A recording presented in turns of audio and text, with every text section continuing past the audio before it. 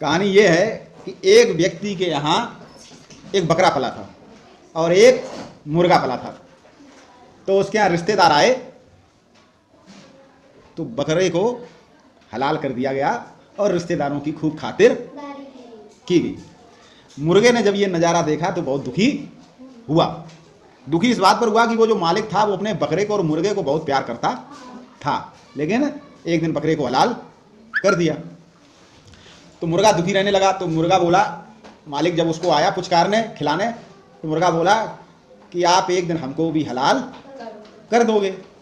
तो मालिक बोला कि मैं तुमको हलाल नहीं करूंगा, जब तक तुम हमारी बात मानते रहोगे तो मैं तुम्हें हलाल नहीं करूंगा। एक दिन फिर उसका कुछ मन हुआ तो मुर्गे से कहा, रिश्तेदार आए तो मुर्गे को हलाल करना चाहता था, लेकिन वो ये वादा कर चुका था कि जब तक तुम हमारी बात मानोगे हम तुम्हें हलाल नहीं करेंगे। तो मालिक ने कहा मुर्गे से कि यदि तुमने कल बाघ दी, बाघ समझते हो, मुर्गा सुबह उठकर चिल्लाता है कुकड़ुक्कू, जिससे कि लोग सुनकर, पहले घड़ियां नहीं होती थी तो लोग मुर्गे की आवाज़ पर उठते थे कि अब सुबह हो गई, जैसे ही सुबह होती मुर्गा चिल्लाने लगता तो लोग मुर्गे की आवाज़ पर उठ जाते थे। तो मुर्गा ने, मालिक ने कहा मुर्गे से कि कल तुम बाघ नहीं दोगे, अगर बाघ दोगे तो मैं तुम्हें हलाल कर दूंगा। क्योंकि मालिक जानता था कि मुर्गे का ये स्वभाव है कि ये सुबह जरूर चिल्लाएगा। ऐसी शर्त रख दी कि यदि तुम सुबह तुमने बाघ दी तो मैं तुम्हें हलाल कर दूंगा।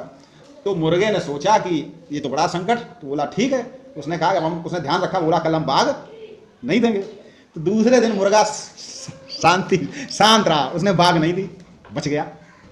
मालिक ने कहा ये तो बड़ा लफड़ा हो गया, हम इसे हलाल करना चाहते थे और ये जो है ये तो हमारी चाल में फंसा नहीं। तो फिर एक बार फिर उसने शर्त रखी, मुर्गे से कहा कि अगर तुमने कल अंडे नहीं दिए तो मैं तुम्हें हलाल कर दूंगा।